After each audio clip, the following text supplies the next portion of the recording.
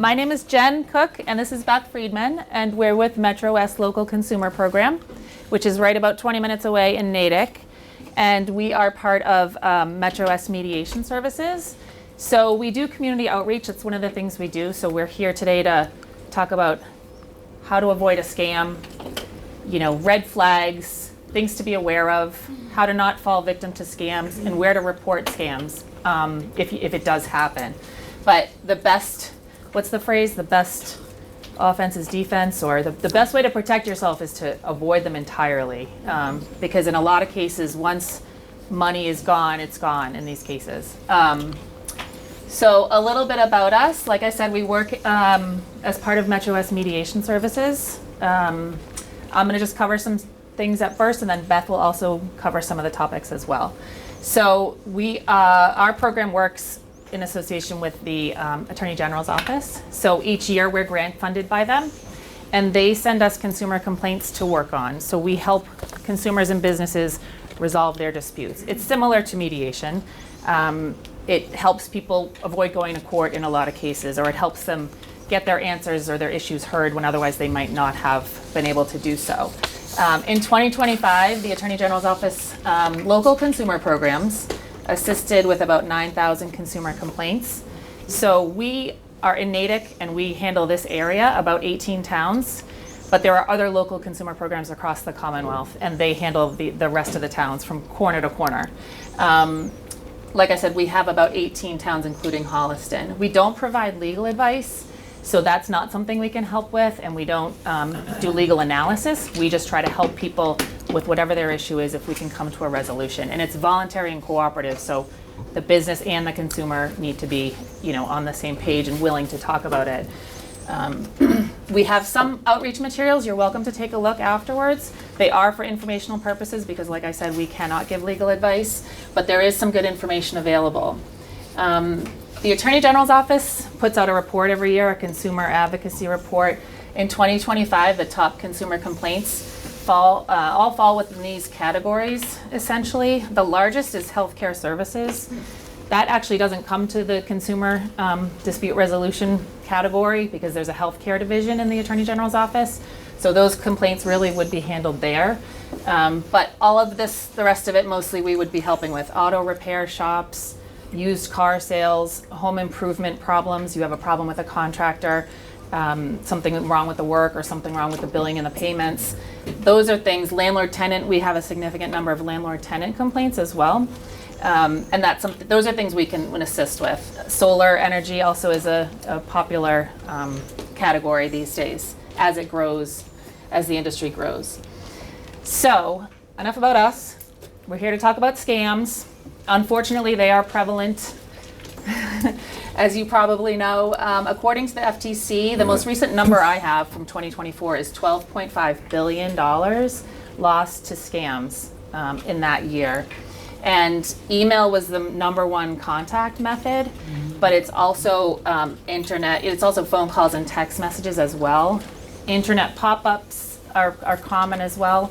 The most common and the most costly were imposter scams, and what that means is somebody calling, pretending they're someone they're not. Your bank, what's that? Nigerian prince. Mm-hmm. Yes, exactly. A prince from another country, your bank, your credit card, the IRS, any government agency, somebody pretending to be someone they're not. So that's a large category. That was $2.95 billion, and investment scams also are a large portion of the losses. In Massachusetts, interestingly, the biggest losses were imposter scams, and also investment scams and advice, and romance scams. So that's another. We'll be talking more about that as we go, but that's another big category, unfortunately. So we're here to help people understand and be aware of what's going on and to protect yourself. Pause and verify. I have on this slide because when we were looking into this a couple years ago, one of the FTC, the Federal Trade Commission, puts out a lot of information to try to help people avoid these problems. And they actually have a consumer alert email that you can sign up for, which I signed up for and I find very helpful. What's been going on, what's happening recently, current trends. And they had a tagline on one of their publications, pause and verify. because you'll notice with a lot of the scams that we see, there's a sense of urgency. You need to do this now. Your money's at risk. You need to transfer money. You got to act now. So that's a big red flag that we'll talk a little bit about. So one of the concepts, or one of the ways to prevent falling victim to that sort of thing, is to sort of pause and verify. Talk to somebody you trust. Call up your sibling. Call up your kid, or talk to your spouse to help avoid those things. So a main category is phone, internet, and text scams. And these sort of fall under the imposter scam category. Callers looking for money or gift cards. They also they can change their phone numbers. And this goes for texting and phone calls. So you might say, oh, it's a 508 area code. It must be someone local. Not necessarily. It's called spoofing. They can change the phone numbers to make it look like it's from a trusted or a local source. So some do's and don'ts. Don't answer calls from unknown numbers. They may leave if it's someone that you wanted to talk to, they'll leave a message. You can call them back. Oh, you didn't realize it was your doctor's office. You can call them back. If you do answer and they ask you to press numbers or respond to prompts or give personal information, do not give personal information over the phone. Social security numbers, passwords, mother's maiden name, that used to be a big account information. You can end the call and seek out the legitimate number or website for the agency or for the business, and do it that way so that you're speaking to someone that you can trust rather than someone that unsolicited called you or texted you. This can also occur if you're on your computer and you're on the internet. Pop-up messages. Your account's at risk. You need to call this number right away or click this link. So skeptical of pop-up messages as well. A common scheme we've seen is gift card scams, and this is where, again, internet pop-up message, text, call, email, these are all the different ways they can kind of try to set you down this path, someone who's looking to scam you. They can claim to be your bank or credit card, saying your account is hacked, you need to take specific action to protect your money. You need to move your money, or you need to satisfy some problem with the account, and you can do this by getting gift cards. Another way is, your internet. They say you're their internet provider, or your phone, an app on your phone, and you need to address this problem with that you didn't know you had because you didn't really have it. So it's always these unsolicited, communications. I do personally know someone who went through this and believed she was on the phone with, a business that she needed to make contact with about an app on her phone. Hours were spent, gift cards were purchased, numbers were read off to the people who were scamming, and then the funds were immediately gone.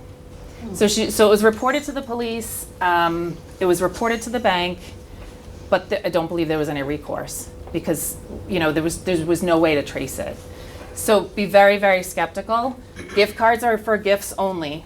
They're not for payment on legitimate accounts.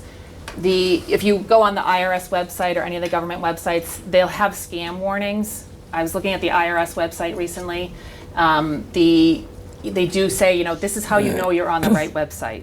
It ends in .gov.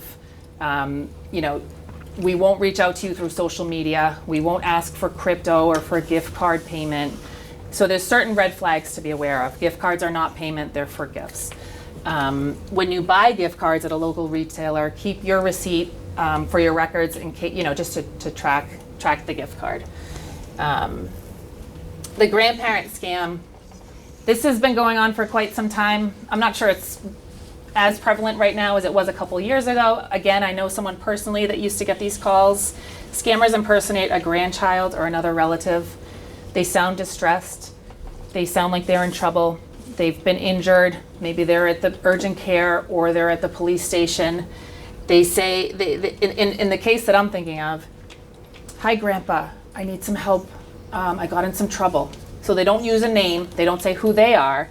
And in this case, actually, the person that I know said, oh, he thought of all of his grandchildren. He has 26 grandchildren, this family member of mine. Yeah. So he says, oh, Michael, is this Michael?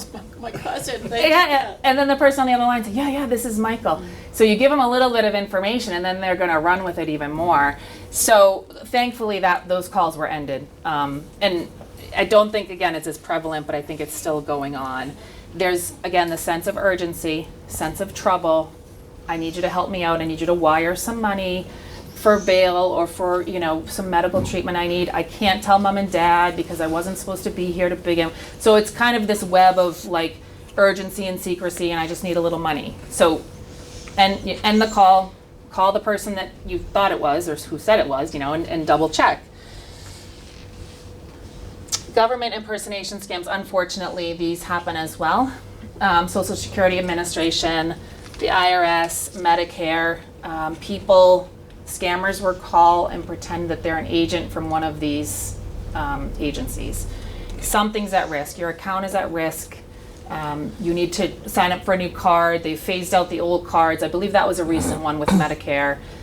We're issuing new cards, so we need some information from you.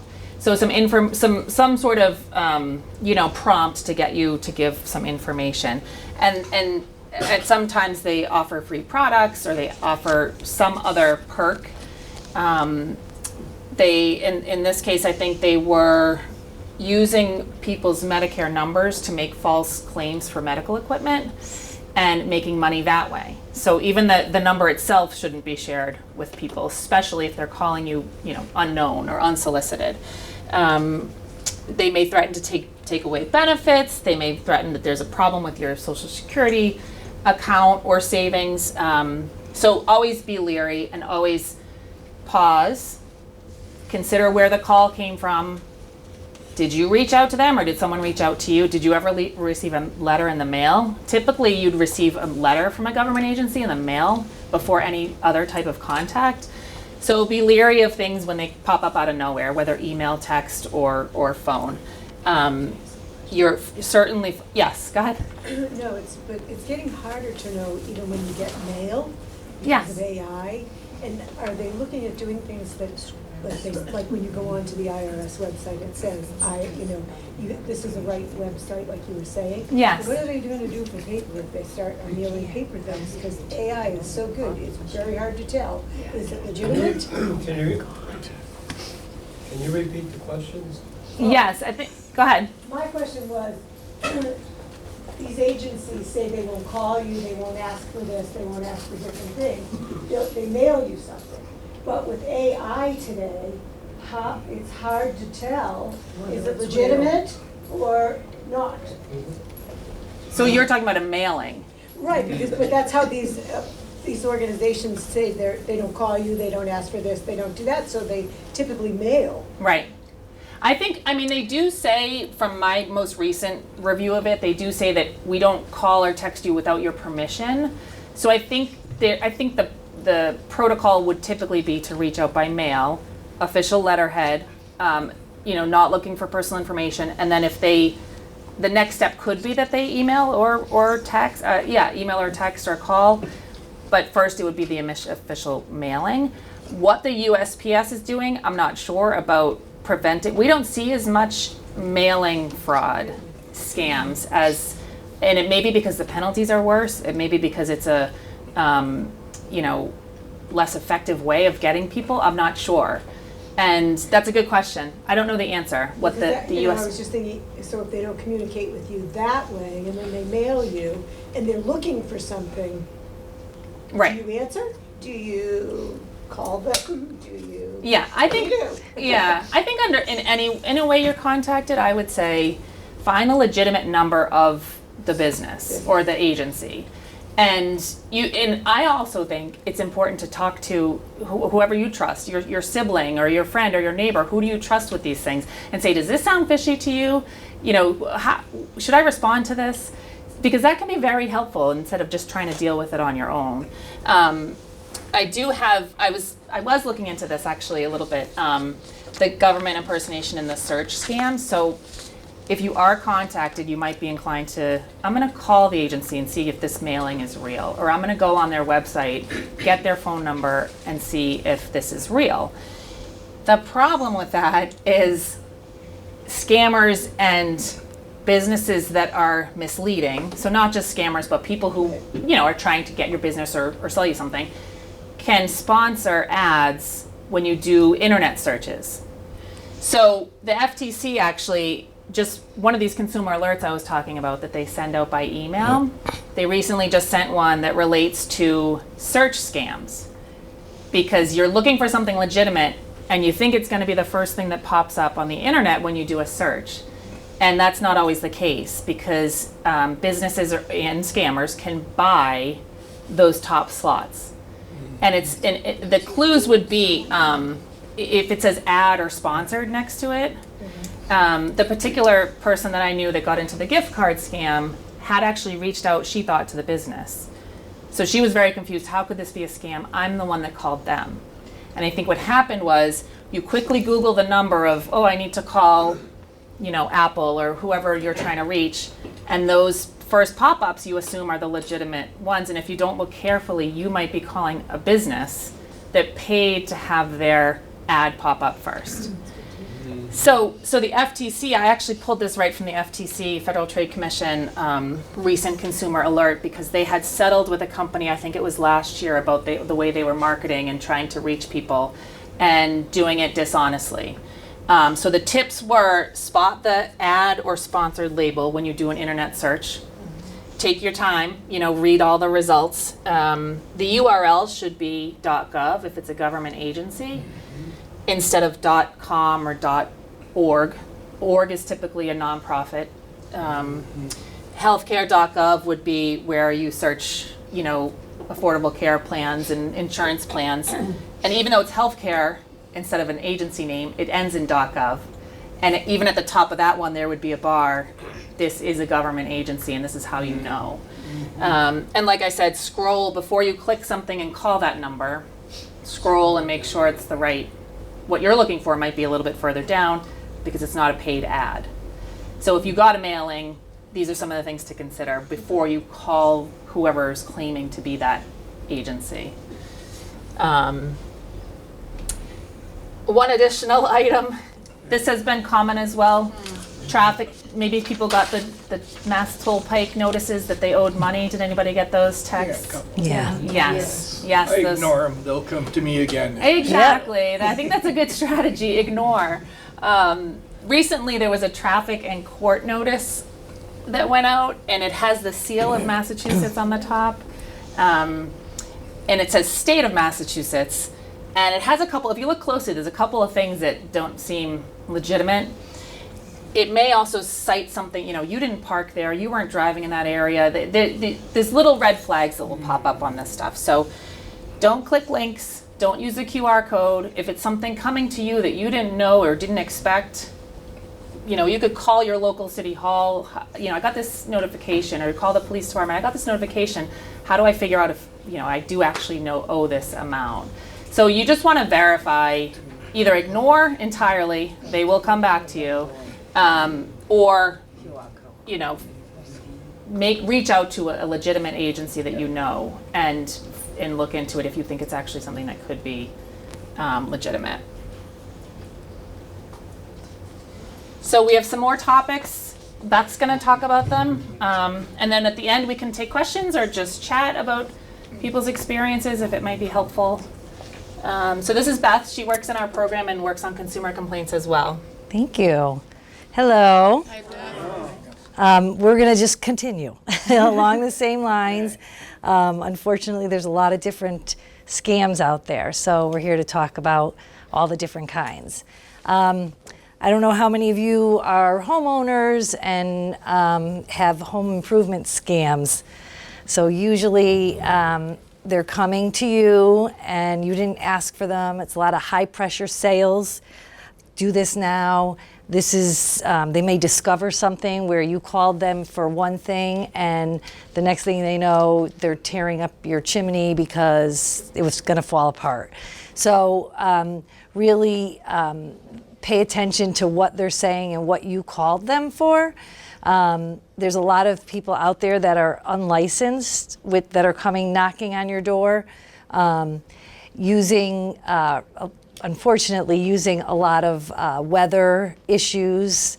If there's flooding in an area or high winds or storms, they're going to use that and kind of come to you soliciting like, well, with all that, oh, go ahead. We get a lot of mail from different companies wanting to remove trees and Yeah. shrubs and stuff like that. How do you know if these are real unless you, Yeah, like I'll be in your neighborhood this weekend. Can we come by? I'm doing a lot of work there. Yeah.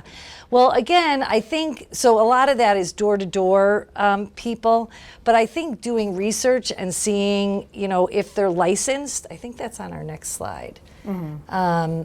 You can basically research the contractor to see if they're licensed in your area, and that makes you feel good. I highly recommend getting more than one estimate. estimates? Yeah, I think that's very helpful to have at least three References? references are huge. Yeah. Okay, thank you. Yes.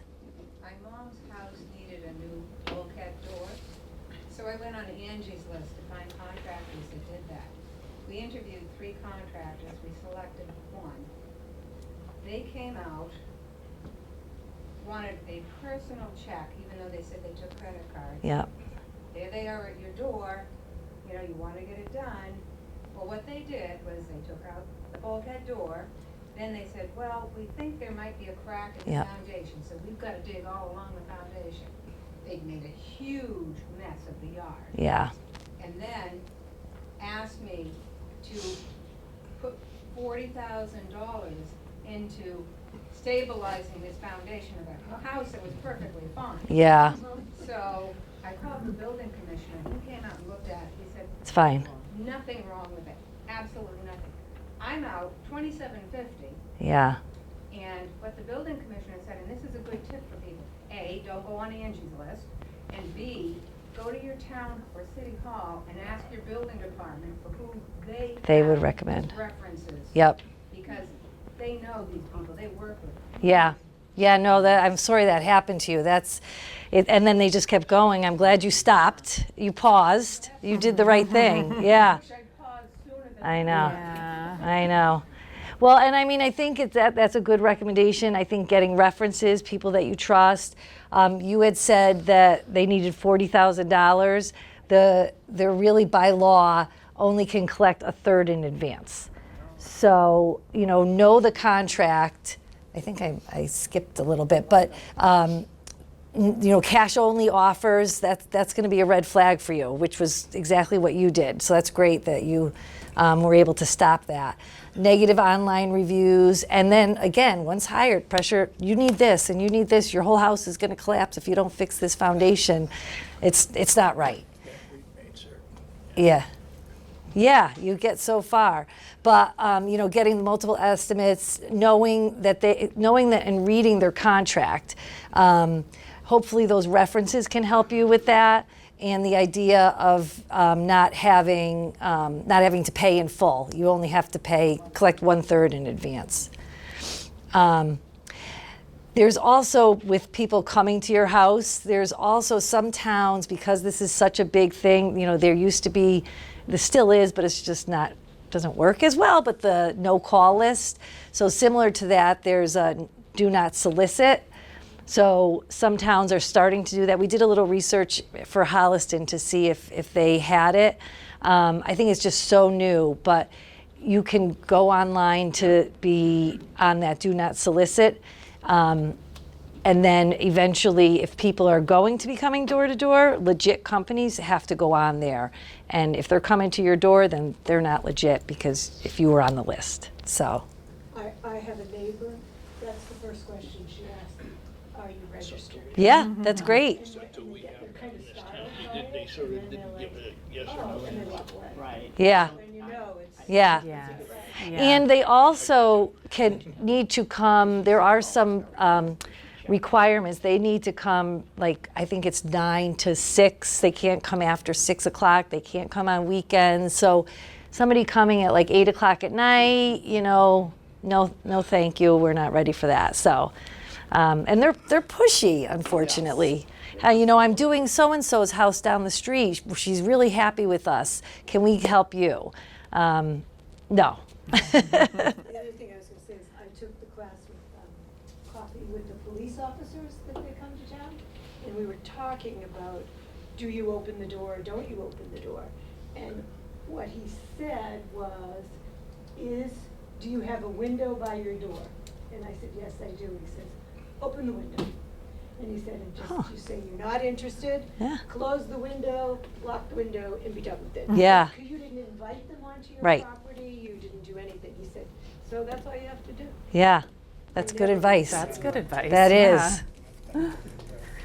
Yeah, and that's be aware of your rights. You can open a window and just say, no, I'm not interested. And it's your house and you didn't ask them to come. So thank you. Yeah. So Jen had shared earlier romance scams on how bad they are right now. We've lost a lot of money for romance scams. Some really significant red flags, they're moving quickly. Like, I love you, we're in love, this is great. And you're like, wait a minute, I just talked to you once, or I just emailed you, or you don't even know me, you know. So just really, really just pause, that's the word of the day.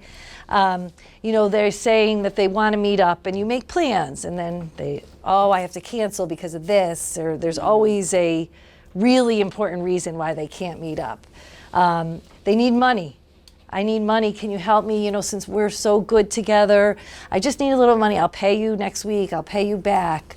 The hospital bills, like really just putting it out there.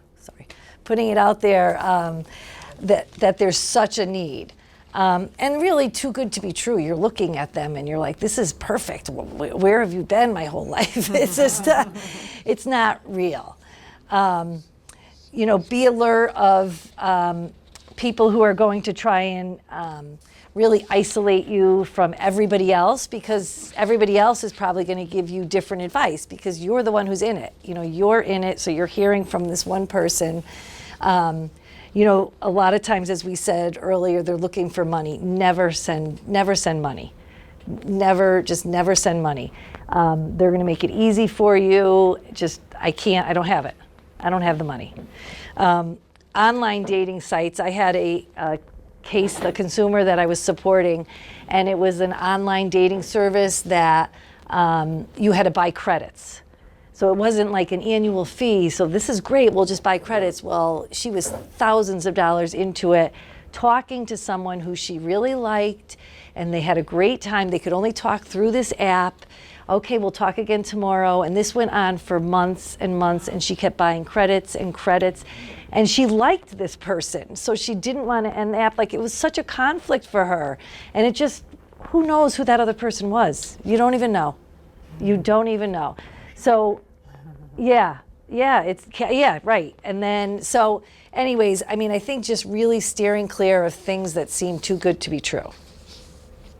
Because unfortunately, this is a thing.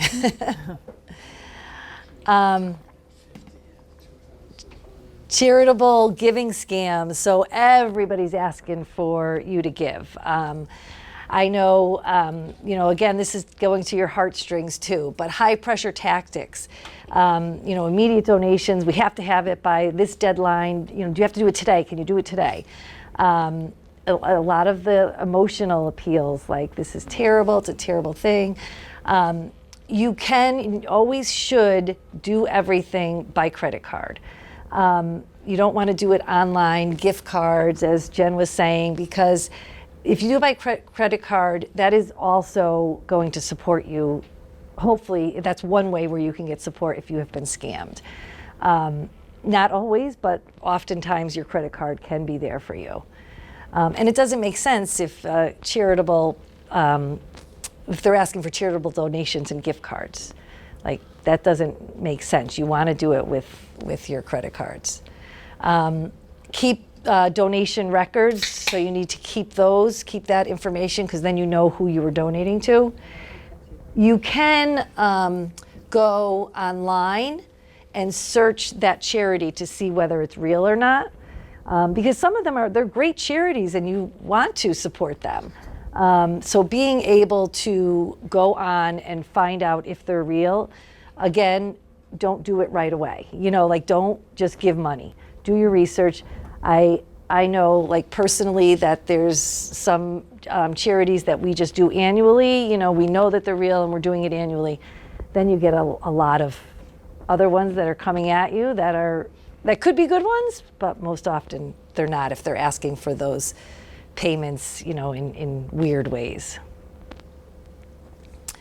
The Nonprofit Organizations and Public Charities Division has jurisdiction to investigate complaints that involve this misappropriation of charitable funds. So, and unethical behavior, like they want to be there to support you. And I think in the case that I had for my online dating, like she was able to come to the Attorney General's office to get support. So similarly, you know, but once you pay, whether it's, you know, a gift card like that, those funds are gone. You know, if you're doing a credit card, that's a little easier to support and to kind of hopefully get you money back. So online shopping scams, fake websites, similar to what we talked about earlier. You go on, the first site you see is probably not going to be the real site. The second second link is probably not going to be the real one. You want to go in and try to find that real one. And I know Jen had given some examples. They appear to be real. They really do. They appear to be real. You know, again, the payment scams, like how are you going to pay? That can be a red flag for you. I had given an example earlier of, you know, how credit cards, pay with credit cards because you can get support. We had somebody who had wanted to go online. Somebody did work for them and she wanted to go online, and it was a family member, and give them a bottle of liquor. And she went online, this legitimate website, it looked legitimate. She went online, she paid for it. The bottle never came. She's looking, came to us. We send emails, we try to call them, it doesn't exist. So we can't help them, but eventually her credit card was able to refund her the money. So another example of how important it is to really use your credit card and don't say, you know, I'll pay this other way. You know, protect yourself. Shop on trusted websites, looking for familiar URLs. You going out and looking for the information versus being solicited, like, hey, this is great, do you want to do this? And you never had thought about that, and you're like, wait, this sounds good. Again, it could be too good to be true. So if you haven't gone to look for it, it's probably not going to be real. Are you gonna, I don't want to. No, go ahead. What about PayPal, Venmo, Zelle? They use your credit card, but are they better than? Yeah, those are fine because they're with your bank and you're putting it, they're with your credit card and bank. PayPal, I hook a card to it. Yep. And Venmo So it's the same is your bank, right? No, it's Connected. independent. It's Connected to the connected bank, I to think the is what she bank. means, yeah. Is it? Or is Zelle is the one that's immediate. Venmo's bank. your credit card? No, I can't Well, remember. Venmo might link to your bank account, but it isn't. I think it's your bank It's account. not a bank product. Right, As yeah. opposed to Zelle. But Yes. Zelle seems to be a bank product. Yes, yep. And then monitoring your accounts regularly. So that is very important because if you see something suspicious, and calling right away. You hear stories of how, oh, go ahead. Sorry. Yeah. Oh, you, okay. I just wanted to, on the credit card, how do you know if you have fraud protection? Should you be asking? Yes. You can call your credit card company directly to find out the benefits. If they have fraud And you would get the number from either the credit card or your credit card statement. Those are, you know, legitimate Valid. sources for finding that phone number. And if you see something suspicious, some suspicious activity, like what's this charge, I didn't do it. And sometimes they try to do a small charge that's not gonna be a big red flag, right? Yeah. And then you're like, wait, where is this? What is this? I've never been here. And then next thing you know, you have a lot more. So monitoring it is good.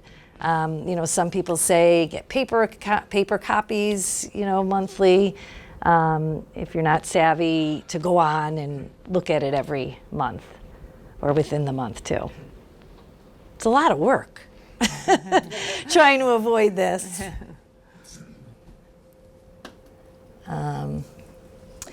Investment scams. So this is really online schemes promising quick and easy. So if you give me this amount of money, I'm going to turn it into this. It's going to be the easiest thing you ever did. It's advertised through emails a lot of time, social media. You're on social media and you're like, I'm going to double my money. This is great. I'm ready. Let's do it. It's really not realistic. Like, it's not, you're promised a high return with little or no effort. You don't have to do anything. Just give me the money and I'm going to triple it, and it's going to be the best thing that you ever did. Yeah.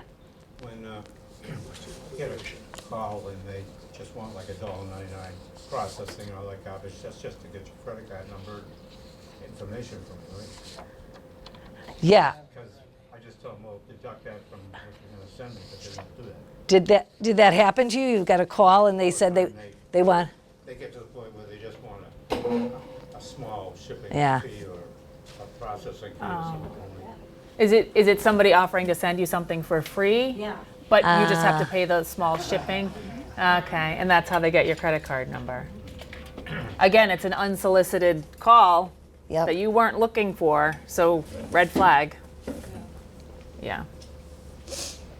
That's exactly requests for upfront payments. That's exactly what they give me the payment. I'm going to send you this. It's going to be great. A lot of times there's lack of clear information. So, why am I giving you money? What am I doing? And what is this about? We'll send it to you. We'll send you everything. Just, give me this and then we'll send it to you. Again, I think we've talked about it throughout, but the pressure of urgency, the tactics of, you have to do this now, we have a limited amount or whatever it might be, you have to kind of move on this quickly. So, that's a pause, and I'll get back to you, do some research, and I'm sure it's not going to be anything that you wanted because you didn't go out and look for it. Yes? Is there anybody to approach when you want to collect on your long-term care insurance and the insurance company is boondoggling, changing the rules? You need somebody more education. You get the education, then you have to change the date of your payment, so you have your lead up to when they'll pay. Is there anybody to approach? Our healthcare AGO has. Yeah, we have the healthcare, the AGO has a healthcare division, and there's also the division of insurance within the Attorney General's office that can, the Attorney General's office has a division of insurance, which might be able to help. Can you hear me? No. I'll come that way. So is it the insurance company or insurance agent that's not? Okay. So I would recommend the Division of Insurance from the Attorney General's office, and I can look up the number for you. You could call them and say, yes, try to find out what your resources are. They're kind of just moving over all the numbers, you need a 3-month lead up to collect. Okay. And then they change the numbers, first it's your aide needs more education, you get the education. Starting in December. They're still saying, no, I can't collect. Now they want to restart and file another whole claim. Okay, and this is for an aid, like a? For health aid. Okay. I think the Division of Insurance would be a good place to start.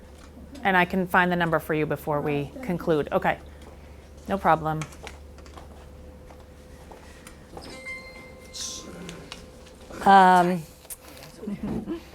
So how to avoid all of those for the investment scams is really, again, doing research. Investigate the companies that are presenting this information to you. before you say, yes, I will do this.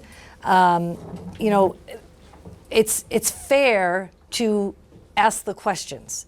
You know, it's something you don't know about, so sometimes we often feel like, oh, I don't even know the questions to ask. Start there. You know, tell me more about this. Give me more information. They might not have a lot of information because it's not a real thing. If they want to send you information, you have to give them limited information. You're not going to give them your credit card. You're not going to give them personal information. So you really need to verify, confirm legitimate emails. Don't click on a lot of things to get the immediate reward. I mean, we have on here, trust your instincts. If it's too good to be true, it probably isn't. It probably isn't. They just have very good ways to market themselves. If you think you've been scammed, you can notify the local police department. You could start there. Did you say you had the police officer come in? They have, That's great. police. That's great. That's great. You know, they want to stop this. They don't want this to be happening anymore. So contacting them, they will be able to send you somewhere or give you information, and that's trusted information. Placing a fraud alert on your bank or credit accounts if you see that there's a lot going on there and you weren't spending that money, definitely be able to do that. You can freeze, a security freeze on your credit report for 3 major reporting agencies. If fraud was through gift cards, contact the retailer, but a lot of times the gift card scams are not going to be able to kind of give you your money back. But if the fraud was through gift cards, contact that retailer. And I think we talked earlier, if you do get gift cards, always get the receipts so that you have them. Yes? Is a copy of this slide set, you know, with that kind of information available on your website, or do you leave a hard copy with the center here? So we have the hard copy that has most of this. It's laid out a little differently, but it has this and more. Yeah, And then this is the flyer. So afterwards you can come up. We have some scam flyers here for you. That's good. Yeah. Yeah, it's good information. Yeah. When you go to annualcreditreport.com or whatever it is to get your reports, you can actually just go into Equifax, Experian, TransUnion, and put a freeze on your credit. You don't have to belong or anything. Right. Yeah. Yeah. And then new accounts can't be open. If any of your personal information is compromised and you freeze the credit, then no new accounts could be opened. You just have to remember. I was just going to say that. Right. Yes. Right. You have to remember that. And it's easy to unfreeze it, but if you don't remember that you froze it, it can cause a few complications. And the reason I'm asking is because one of them, Equifax or Experian, they were hacked or something one time a few years Yes. ago. So they offered, 3 years worth Yeah. of credit monitoring. And then I got an email that it was ending. And then I got an email that said the other one was picking it up. I think it was Experian that had the issue, and then Equifax. But I didn't do anything with the Equifax because I couldn't decide if it was legitimate or not. Because you couldn't, it was just an email, text. It didn't look like it had anything. It's called itself Equifax. Yeah. And if you just went out to Equifax, because it was sending you to all these links. Yeah. And you had numbers you had to put in, and not personal numbers, but Yeah. the code they gave you. And I thought, so I wasn't sure I could actually go to any of these and just refreeze my credit. Yes, you could. Yeah. Go ahead, Something Something you haven't mentioned, has anybody looked themselves up on the internet? No. When I looked up myself on the internet, they had my name, address, telephone number, the languages that I speak, okay. And could you imagine all those people entering all that data massive amount of data. Look yourself up on the internet. Another thing, I received a phone call and said they were for Medicare, and they wanted my Medicare number. I said, well, if you're for Medicare, you have my Medicare. Right. So that was not someone calling for Medicare. Yeah. Yeah. But I advise everybody to look, even if you have an unlisted number, okay, look yourself up on the internet. Yeah. Find out what numbers you have, your education, everything. It's all on the internet. Some of it's not right too. You know, like a lot of it isn't right. Right. Yeah. I haven't dated in about 58 years, but I just can't imagine computer dating, or Americans are so lazy now that they can't even go out and look for a partner. They have to have a computer to do it and everything. I just don't understand. Who's going to be that honest on the internet and say that they're the greatest person in the world? What, Right. you don't know. I mean, So you're saying be skeptical, right? yeah. Yeah. Do it the old-fashioned way, you know. Don't- Right. I think the internet made everything so much easier and more That's it, convenient. easy, but So divorce is easy too. yeah. Surprisingly, it's one of the largest. If you look at the FTC is super interesting. The mass.gov, the AGO's website, there's a lot of good information there. The Federal Trade Commission also has great information. And they have data sets about what types of scams, and romance scams are somehow at the top of the chart. Not the highest, but up there, surprisingly yes. high. And it's companies that are taking advantage of people with these credits and payments, and you can't get this person's personal information. You have to go through our app, But it's also people or computers scamming, getting in touch with people, making them think that they're someone that they're not, and extracting money. So somehow it's a large portion of the scams. Man, it seems so obvious, a red flag is when they start asking for money. Yeah.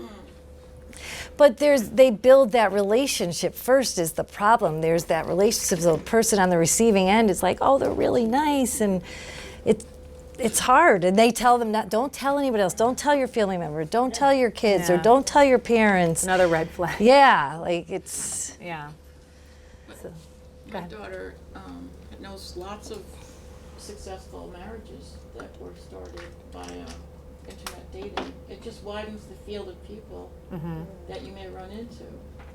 But she hasn't, but All the kids are doing it today. Yeah. she's looking for one in the wild, she said. It is the What are the wild. percentages of You would like the one. successful marriages? Yeah. What's that?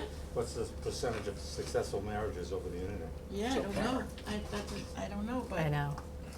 I've seen her What is it, friends the other meet way? people and they have that big. successful marriage. Yeah.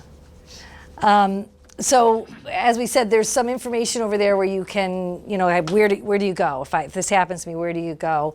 And identity theft, there's like websites for you to refer to.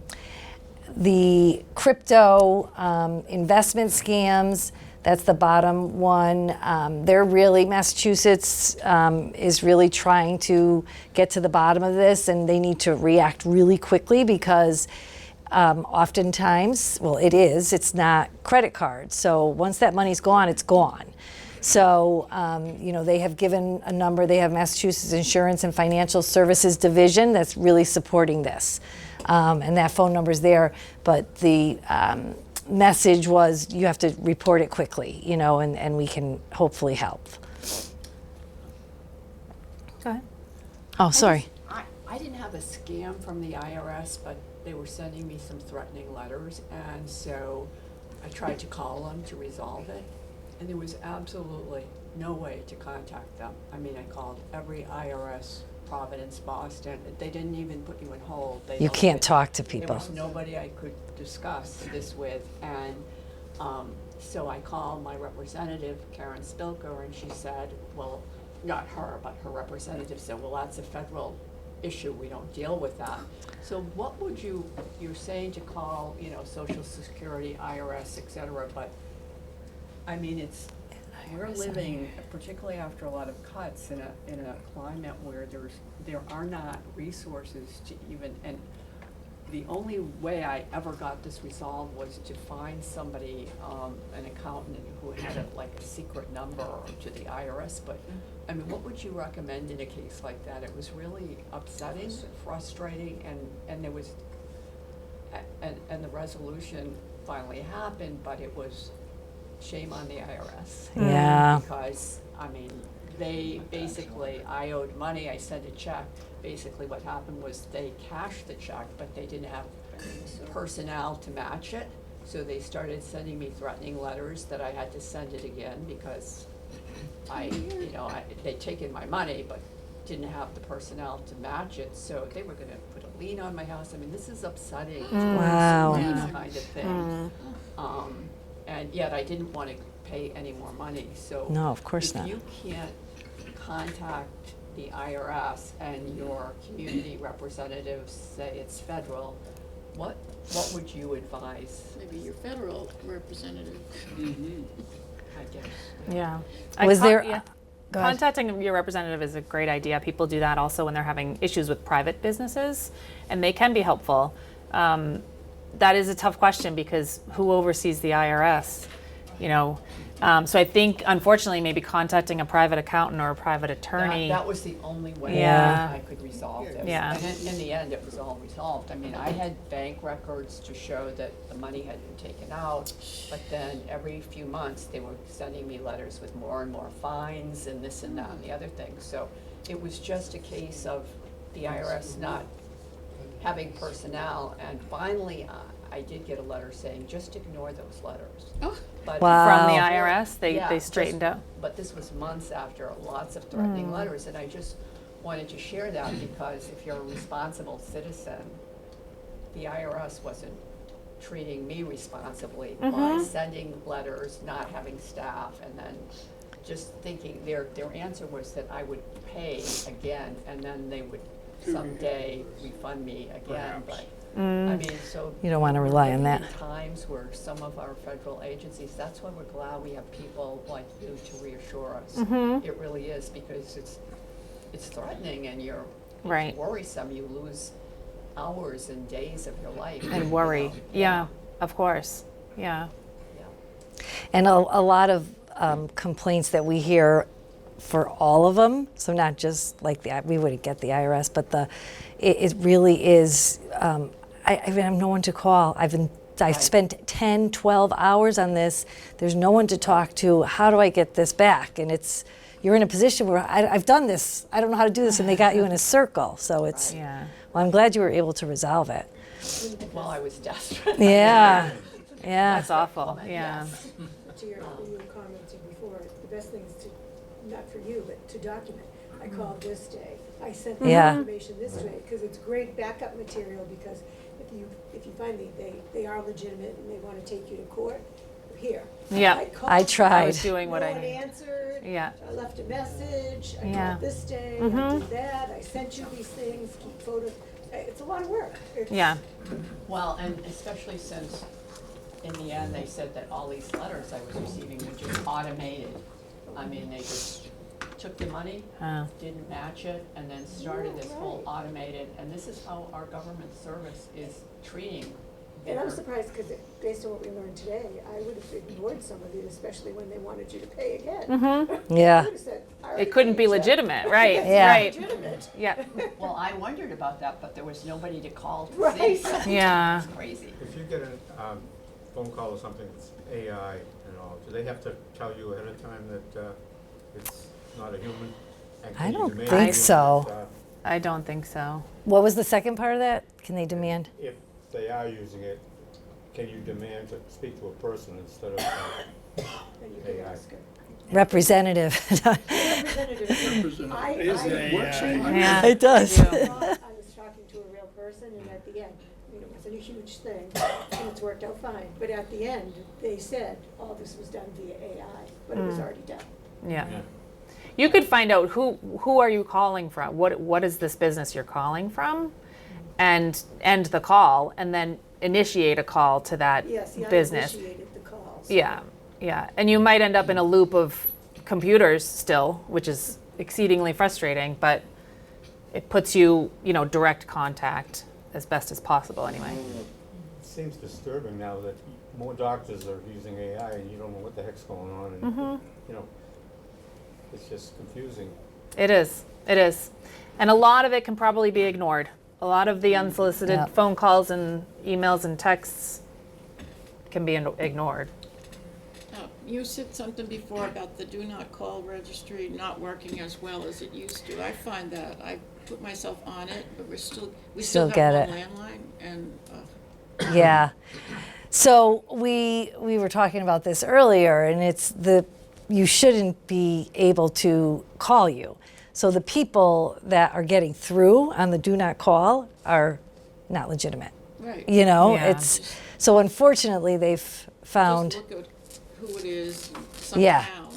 somehow. They just showed you they're not legitimate. Exactly. But then you ring and you have to get up and. I don't. Right. Right. Yeah, it's frustrating. For sure. I think that's the end of our. We Yeah. have this printout too. Resources. Yeah. I don't deal with I've the heard dark of web. You're The, on da- the dark web. I don't do. It's We all- don't even. It's all nasty things. Do we have any experts here on the dark web? Because It said, I was looking for my FICO score or something like that. I said, well, you had all these alerts, you're on the dark web. I don't know what that means. yeah, no, I don't right. ignore it. Right? Unregulated, Yeah. Yeah, Illegitimate. Yeah. Unregulated databases. and Trying to get you services. scared. I mean, if you want to buy illegal weapons, a good place to go is start the dark web, wherever that is. But there's nothing you need to do about it if you're on it. No, I wouldn't go on. I You're don't even know not how on to get it. Yeah. It's kind of like the dark web has compromised your information or something. Well, that might be a scam. That might be some Them sort of trying to solicit. yeah, Because when you. get a response from you. When you do annual credit report, like Experian, one of those, they will say, they'll come back and say, we found this information about you on the dark web. Oh, They really? will say it's your name Right. or whatever. Yeah, They don't identify what it is. right. Huh. Does anyone else have helpful stories? Like the construction was a very interesting home improvement. Yes. I have a question. Uh-huh.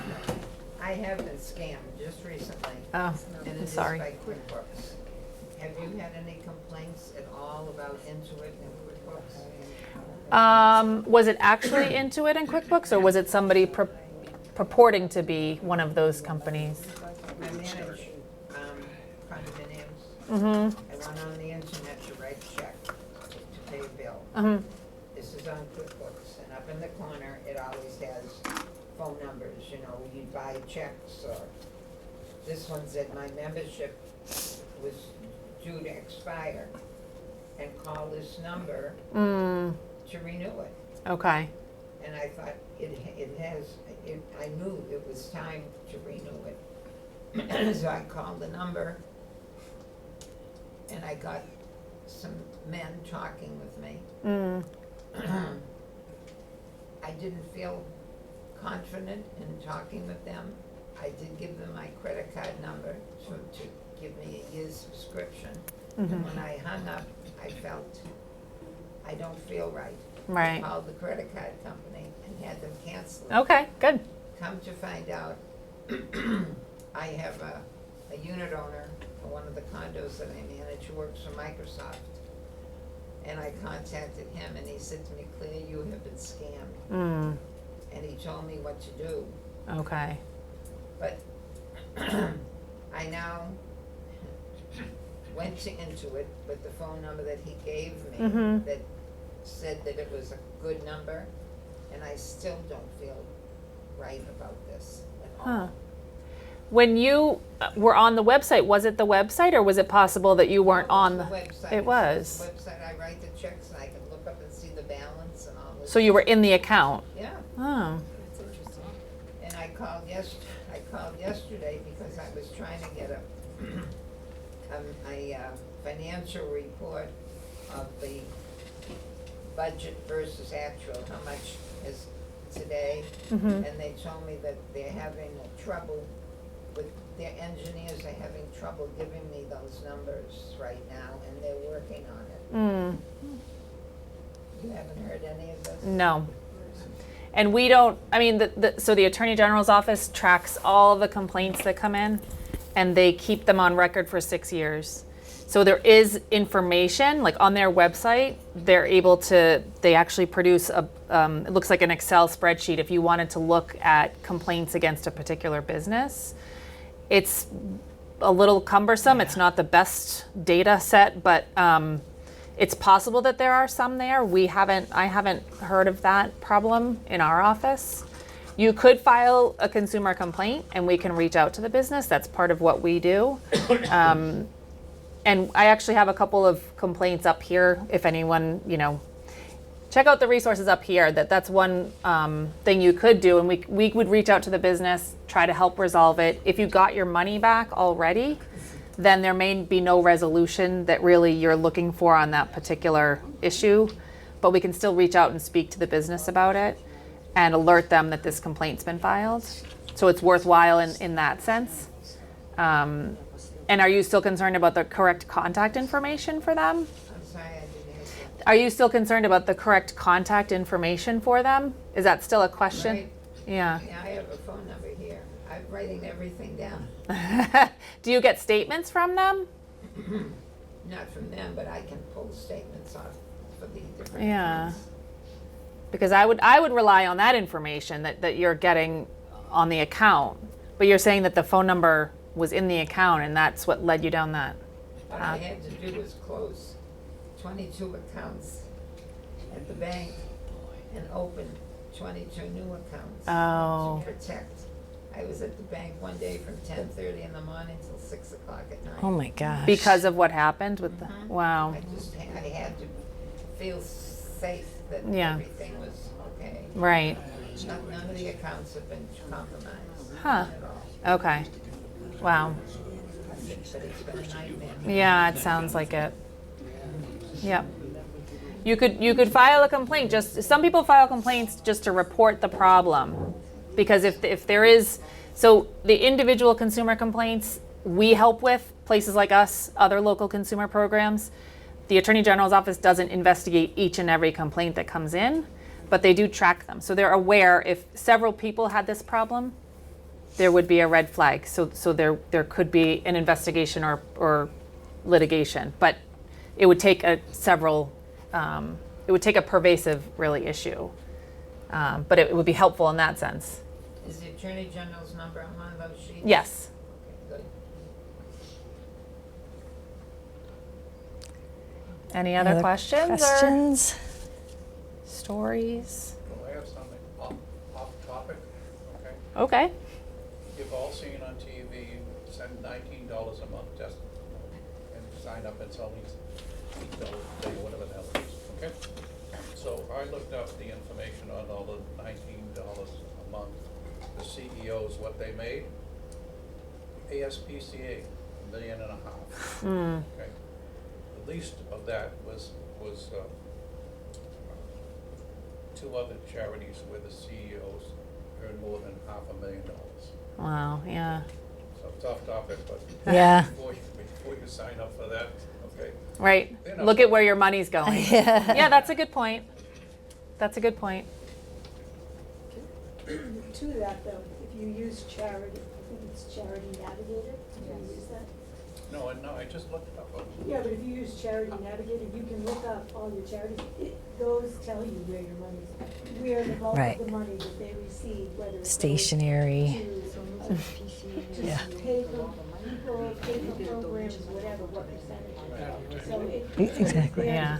Well, that's And they rate fundraising in their case. Right. So if you've got two stars, or you put in something that can't even find it, it's like, okay.